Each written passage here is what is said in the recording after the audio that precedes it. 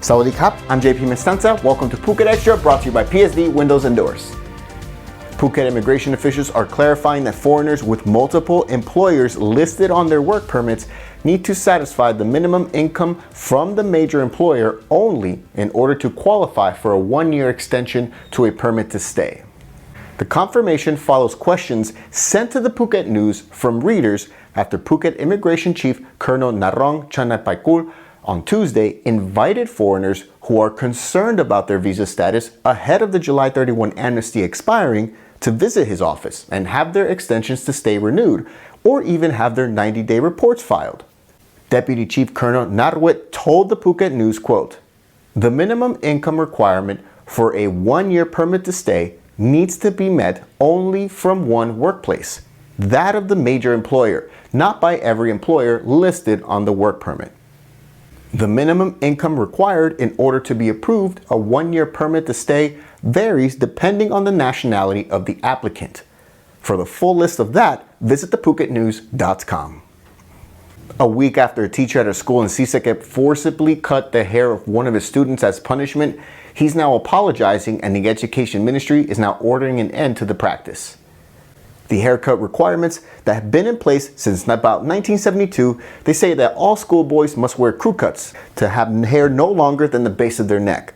But those rules were relaxed in 2013, saying anyone can wear their hair long as it's tidy. Despite this, the old rules are still enforced by many schools across Thailand.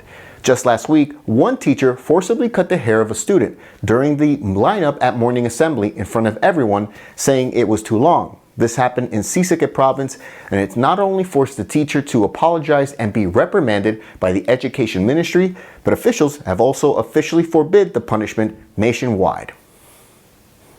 A group of activists are calling for an end to the emergency decree, which is still in effect in Thailand, to halt the spread of the novel coronavirus.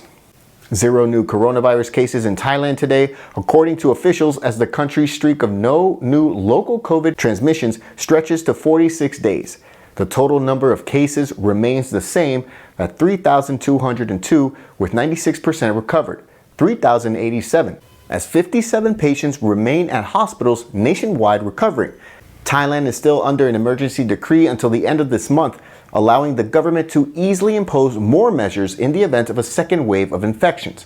But a group of activists yesterday petitioned the civil court to revoke the emergency decree, saying that it would affect their right to assembly. For more, visit thephuketnews.com. A clever 4-month-old dog that had gotten separated from its owner, he knew just where to go to find his way home. At about 8 p.m. on Tuesday in Samut Prakan province, Kyu Nern showed up outside of an animal clinic, pacing, noticeably stressed, and even tapped the window, barking. An assistant looked over at Kyu Nern, saying it was familiar, and along with the veterinarian, they discovered it was a pet that they treat at the clinic regularly. They called the owner of the dog, who quickly showed up to pick up her beloved dog. Kyu Nern's owner, Suni, she lets her dog roam free with other dogs while she's taking care of her restaurant, and somehow went missing earlier in the day, about 6 hours prior. It's great to see them reunited. And that's it for Phuket Extra today, brought to you by PSD Windows and Doors.